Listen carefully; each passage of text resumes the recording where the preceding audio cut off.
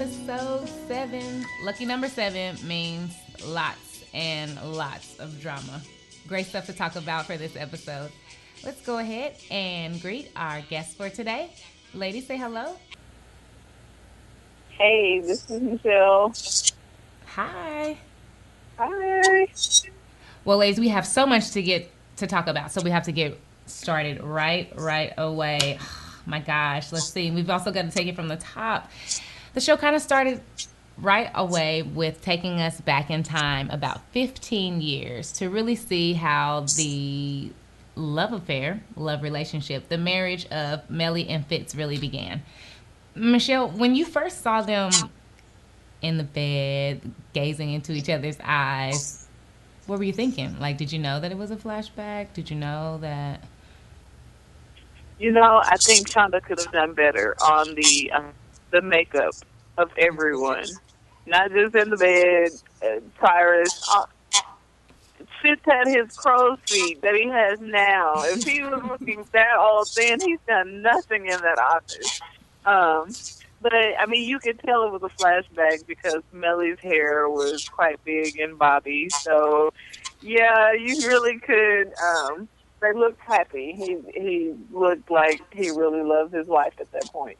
I agree. They really did. That's the one thing that I did like about that portion of it. They really set it up to kind of, well, as we saw throughout the episode, to really show the depths of some of the experiences that, surprisingly, Mellie's actually had along the way. The next thing I was thinking, what's going on with this Olivia and Fitz relationship? I mean, at one point, I was just like, I was really rooting for him. I was really kind of rooting for them. I mean, 50% yay, 50% nay. But now I don't know if I'm still on that train. What about you? What's going on with all the secrecy and I don't know. Every relationship is going to have secrets. They definitely need to work it out. I mean, even if she is a side chick, work it out. Oh my God, work it out. I feel like he just needs to. I mean, she hasn't developed everything to him either. She needs to grow up and move past it. And I mean, I can't say that if I was in the same shoes, that if you shot down my mother's plane because my father told me to do so, I can't say I wouldn't be upset with you. You have some work to do, but he didn't know that was her mother. Yeah, So, I have to agree. This one, especially with that, Shonda is definitely doing a very good job of kind of tying the episodes together via, their relationship. Today, though, she really absolutely topped it off with the Papas. Okay? I mean, we got Papa Pope. yeah. We all know he's crazy. We all know that he's a little spastic. But Papa Fritz, oh my goodness. I mean, Papa, he came out of like the ahead shadows, like. He's ahead of the game in so many ways. But you know what? I think it's going to catch up to him. And I'm glad, even in those previews at the end of next week's episode, that mama said, you're going to be the one that does this. Because he does need to pay in some way, shape, or form. Somebody needs to pop up. And you give him a rolling. That's one pop I wish was a Rolling Stone. Because that's just ridiculous. That's so good. I mean, like, so when as we were taking a look deeper into the realms of the political life, as far as what it looks like for this particular show, what was your first thoughts or your first impressions of Fritz's father? And Morgan's now joining us as well. Morgan, what was your first impression of Fritz's father? Well, we saw Fritz's father in previous episodes, so I already kind of knew what we were dealing with. I just wanted to comment on something about earlier. I just think that it's interesting that Shonda keeps making Fitz the victim. Like, no matter what happens, Fitz comes out of every episode as the victim or like the good guy on top. So I wasn't surprised by the father because he's shown his self before. Like, that's the reason that the whole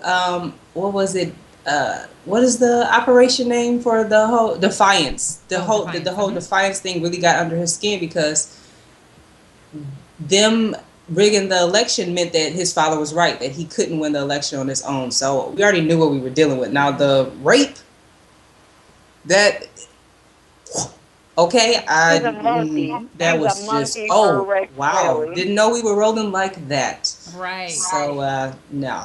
Yeah, that was actually the very next thing that really popped up. And Michelle, please jump in on this one.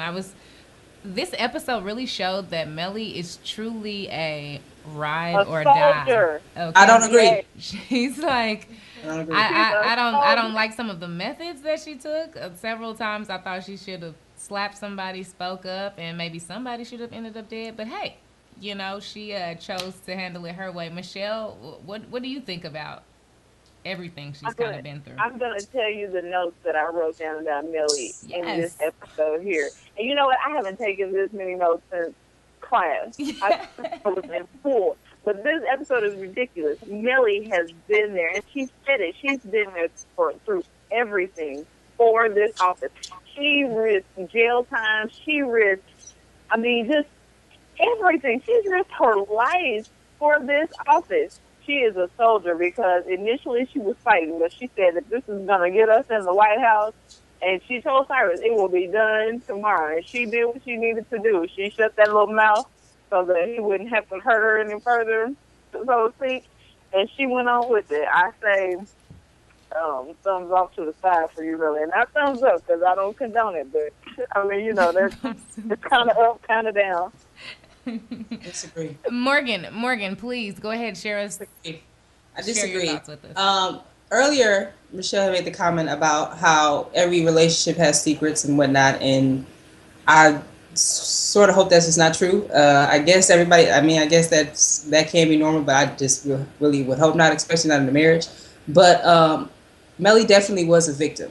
But once you use your victim, the fact that you're a victim as a means of manipulation and use that as a way to advance yourself, she was perfectly within her right to tell Fitz what happened. She should have told. I'm not saying that Mellie's the victim. I mean that she's the one to blame or whatever, but her marriage, that was her husband. I think that Fitz would have supported her and would have done what was necessary to support her. But she chose in that moment to place power over protecting herself and moving forward with the marriage. That's what I feel.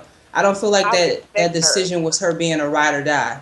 I feel like that decision was her deciding that she wanted to place what she was going to do and how they were and power and get into the White House before protecting herself, before standing up for herself as a woman. It was not right what he did to her. It was, and if she had told Fitz and Fitz wanted her to carry on as if nothing happened, that would have been a situation where that couldn't have continued on either way. But that was not right. It's the ultimate definition of a ride or die because she put herself last in that situation. She definitely is a ride or die. No, I don't condone it, but I mean, you know, she sat there and took it. Fitz might have a sister for all we know, and it's birthed by his wife. I mean, you know, we don't know what all has happened, but I mean, we know now what has happened. That's what I meant to say. But she's a ride or die chick. I mean, she's sitting here telling him, be my friend through all of this. I'm watching you. She's kissing Olivia's butt at the beginning of the show, of the episode. She's kissing her butt. Like, come on in, you know, whatever you need to do. Go behind the curtain in the Oval Office so that they don't see you, you know, standing on this circle. I mean, you know, she's kissing her butt. She has been through everything for this office. You know, Mellie has a newfound respect for me. And you know what? I think what's very important for all of the viewers, you know, of any age that we may have, for you guys to know that we don't condone the acts of violence, verbally, physically, emotionally, in any capacity. But what I was specifically saying when I said the ride or die is that Mellie, she came in the game with a goal in mind. If you notice when she and Cyrus were standing outside of the house and she was saying, no, I'm a lawyer. Like, what are you talking about? And he was like, no, you don't understand. He's now your full-time job. So Mellie is she's not innocent. Like she's not an innocent bystander and these things are happening to her. This was a very strategic placement. Her being partnered with the next person that's going to be president and then her making her way up. Like all of this is strategic. And so but there's a sense that I saw in this episode of like she's ruthless. Like her wolf was really coming out because in other episodes I felt like she was always in defense mode. Mellie's not in defense. This girl is playing offense, and she knows what she's doing. She faked a miscarriage, and she's got to go, and she's going after it. It's crazy. She faked a miscarriage when they were in the polls in the campaigning process. She faked a miscarriage to get sympathy votes. She allowed herself to. They had a baby to stay in the White House. And that's why Fitz gets to look like the victim. It's not fair that Fitz gets to look, because he's an adulterer. It's not fair that he gets to look like the victim every single episode. But there are, like you say, wolves around him, and Mellie is the main one howling. Okay. You know, we were saying, you know, myself and the crew here, we were all sitting around and we were watching the episode, and it was just like, you know, he actually started out this really clear, clean-cut, white hat wearing guy.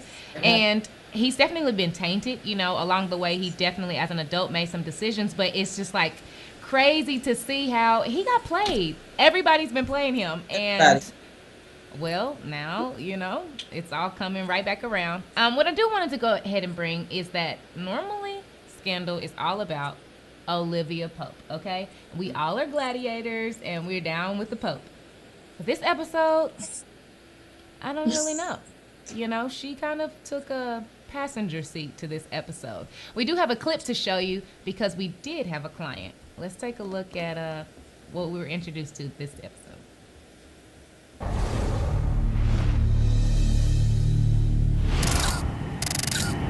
So let me get this straight. Your dad, not only is he the head of this country's most top secret spy organization, he's also responsible for shooting the plane down that your mother was on. He gave the order, yes. Whether it was to kill my mother specifically or she was collateral damage, that's what I need your help figuring out. I know it's a lot to take in, and I probably should have told you sooner, but... Liv's father's a dangerous man. She was trying to protect you. Which is why I need you to be 100% sure you want to work with me on this. You don't have to. We have plenty to do for Josie's campaign. We're helping Liv. No doubt. Of course. Over a cliff. I know. But this...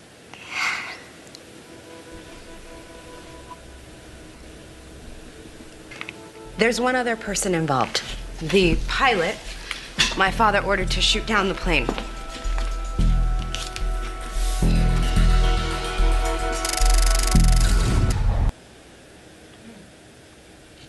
Okay. And so the plot thickens. This was definitely a web-weaving episode. Definitely probably setting us up for the next couple of episodes. Ladies, let's hear from Michelle. When we saw this clip and we saw, okay, she's actually gonna, you know, disobey her father, who told her, you know, last time don't dig any deeper. Fitz told her the same thing, don't dig any deeper, and like true Olivia, she's digging deeper. What was your first thought when you saw this? Let me know, Michelle. I thought, I'm still waiting on a bullet to come through one of her windows at any moment. Somebody on that next roof is going to just be shooting any moment. Everybody that is a gladiator in that office is just going to die. Because I just know that something's going to happen. There's going to be a silencer on their gun. But I think that it's something in her nature that says, you know what, this isn't, you know, I can't have a normal life. I have to go into the depths of, I got to go into the valley of the shadow of death. That's where she is trying to be. She resides there. A little nice apartment she has, or loft, or condo, or whatever it is in the valley of the shadow of death. She's trying to die. Morgan, what were your thoughts when you saw, okay, wait a second here. This chick is really getting ready to go and try to investigate this top secret mission. What were your thoughts? I think that I say all for it. I think that she deserves, as much as she helps people, I feel like she deserves to have some closure and to have some answers as it pertains to her own life, especially if it seems as if everybody in her life at this present point in time is completely just screwing her over. So I say go for it. She's around. She said that she's surrounded by murderers, and I mean, she's trying to grab at Fitz for answers and everything. I mean, okay, so if you know that this stuff is top secret, you're still going to be going, it's time to grasp those two clients that you have so you don't go back into money troubles and you fix their problems. You quit trying to fix your own.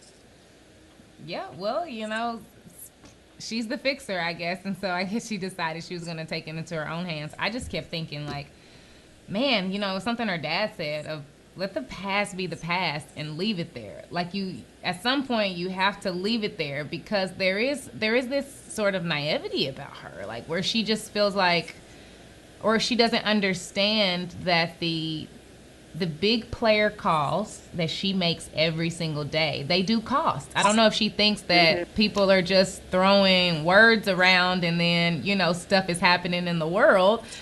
It's almost like she doesn't understand that somebody's got to pay a price, and there's a price to be paid, and you're just not aware of it. Like I don't understand her. She was bred by the man who gets the final say. Right. So it's in her blood. Okay. So the man that was her father gets the final call and say in everything. It's some of that seep through.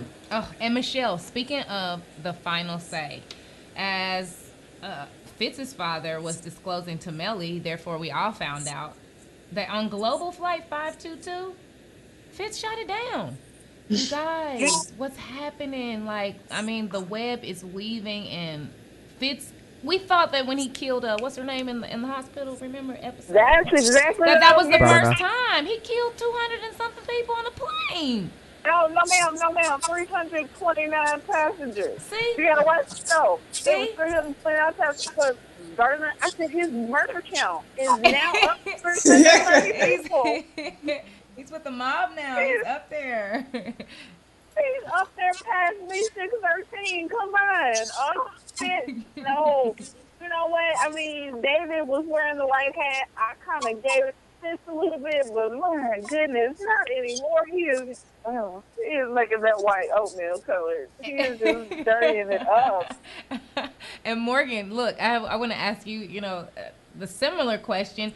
Fitz's father, he's yelling and he's saying, "Not my son." Like it should have been given to, some other little boy out there. You weren't supposed to be there because the Fitzgeralds, we don't take orders. And what is happening? Like he wasn't supposed to be there, but he was trying to prove something, probably to himself, that he can make it. As we see, he's still on that same mission of proving that he has what it takes. And then this tragedy happens, and now all these people come around him. Like, Morgan, what's going on? Who is Fitz? Well, I was a little confused because on the higher level, it's discussed as if it's his top secret mission. But his father knows that he actually did shoot down the plane, and he knew that it was, well, supposedly it was because there were bombs. Because the rest of the world, the public got that it was a malfunction with the plane or the equipment itself. Mm-hmm. But there's at least a few people in the public do know that there could have potentially been some initiation for a war or something like that. So I'm just a little confused. Is it top secret? Is what Fitz's father thinks it is really not what it is? And then is there some bigger issue? Because apparently people is hopping off the planes now. We up to at least 2 people who got off the plane. So I'm just like, okay. But you know what, though? You know what? When I sit here and think about it, okay, so we might be hanging Olivia's father for, you're a murderer and you're a killer and all this other stuff. But, I mean, he's not such a bad guy. If he got his wife off of that plane, he must have loved her in some way, shape, or form. So, I mean, I think that if it would have been blown up anyway, those people were destined to die. We can't really hang that on Fitz at this point. Now that we know they were going to be destined to die anyway because it was going to blow up as soon as they got to the target, we have to give Eli and the president a little bit of leeway because they got the wife off. I'm gonna have to agree with you there. what was actually being discussed here in the studio was it's very interesting because I kind of am understanding why Papa Pope is so cold now. Or at least up until this point in the episode, I start to feel like I kind of understood him. When you have to take an order to shoot a plane down that you know your wife is on, man, no wonder he doesn't care about anybody else. You know what I'm saying? Like, I had to, up until this point, we assumed that she was dead on the plane according to an order that he had to follow himself. So it's kind of making sense, right? Like, forget what everybody else has to sacrifice because I've already given it up and I've already lost it up. And then they call it the, what do they call it? The CYA, cover your assets. You know, like, we had to, and that's not what they said, but I would have had remixed it for y'all. You see what I'm saying? Like, okay, so Michelle, let me know what's going on with this. Like, Papa Pope shooting down bombs to keep bombs from blowing up, killing people to keep from killing more people, but then he turned around and he killing the people. And then Olivia was like, she don't want to ask him how many people he killing because if he do, he gonna kill him. And it's crazy. What's going on? What's happening? You know, I miss the innocent Fitz. I really do. I miss that Fitz that was ignorant to everything. But then again, he wasn't ignorant. I mean, when we first met him, it appeared to us that he was ignorant to everything. But, you know, he's shooting down planes and, you know, taking orders and lying about which pilot's on which, you know, at which place and all of this. So he had his hands dirty a little bit, you know, from the beginning. So he's a scandal. He's a perfect candidate for president.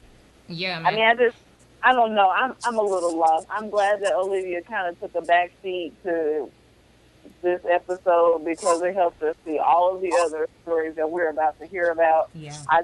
Even with, you know, Becky and Huck again. I mean, you know, Quinn and Charlie this time, but, you know, it just allowed us to see a whole lot else. So I'm glad that Olivia kind of backed up, but he's a mess right now. And that's good. Those curls in his head are still in place. So I just want everybody to know I love those flips in the back of his head. Yeah, he keeps the gel. He keeps it tight. He does. Morgan, speaking of, you know, having your hands in something and secrets coming out, look, we found out everybody's got skeletons in their closet. In this episode, a few of Mellie's skeletons came out. You know, we kind of got to see the raw side of her, but then also Madam Vice President's skeletons, or per se her husband's, and how everybody's playing each other to get what it is that they want, and nobody is looking out for the team, but everybody wants to be a part of the team. Morgan, what's going on? What's going on in the White House? I'm just going to take this moment to plug in my recent theory, right? My previous theory about this being about power and what Shonda Rhimes is trying to communicate. And I think that it's power comes at a price. And I think that, you know, there's a message being sent about politics and what it takes to be a part of politics and where your own personal integrity comes in. I feel like people are selfish, but they're not selfish at the right moments. And they don't handle their selfishness properly. I mean, I guess there's self-care and then there's selfishness. And there's a lot of selfishness. Nobody's like self-caring. Nobody's really trying to take care of anybody else, like you say. It's just really messy. And I think that's the message that we're supposed to get, that it just gets messy. One, when you want power, and second, when you want to be a part of politics. Well, I got some more mess. I got some more mess to bring up. You guys know that we do Character of the Week. Yes. And I know last time everybody was like, you always pick a Pope. You always pick. Yeah, it's true. It's true. But this time, I was torn. So I'm getting a little messy. I got two people for Character of the Week. Okay. And I picked the two peas in the pod, the Papas. Okay, Papa Pope and Papa Fitz. They stole it for me this time. I said I can't decide who's crazier. Is he psychopath and is he insane, or is he? I don't know what's happening. But Papas, come on, take your walk because you guys got it. Okay, we take hats off for everybody that's talking about I own you. If one of them say that one more time to their kids and tell them they own them, somebody need to learn how to let go. Okay, let go, release. Let the little birdies fly and have their own life. Y'all crazy. Okay, well guys, before we wrap it up, I do want to bring up the very obvious thing that we haven't talked about yet. And that's Quinn and this B613 obsession that she's suddenly had. And now she's an obsessive, gun carrying, well, she ended up being a murderer at the end.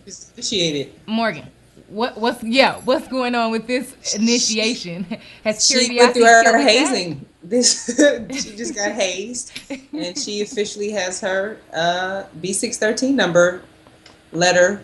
You know, she gets her jacket soon, and all her she's Right. officially a member of B613, and she did not seem very happy about that. And But Michelle, wasn't she sticking her nose in people's business? How many times did she ask Huck, and how many times did he tell her, little girl, go sit down. Have yourself a seat. Sat down And now. Don't be I asking. have been saying from the beginning that Quinn needs to sit down somewhere because she is trouble all day, every day. She is trouble. Even when she's sitting there calling that boyfriend of hers from the beginning, talked about, I'm so upset with you and that. She's trouble.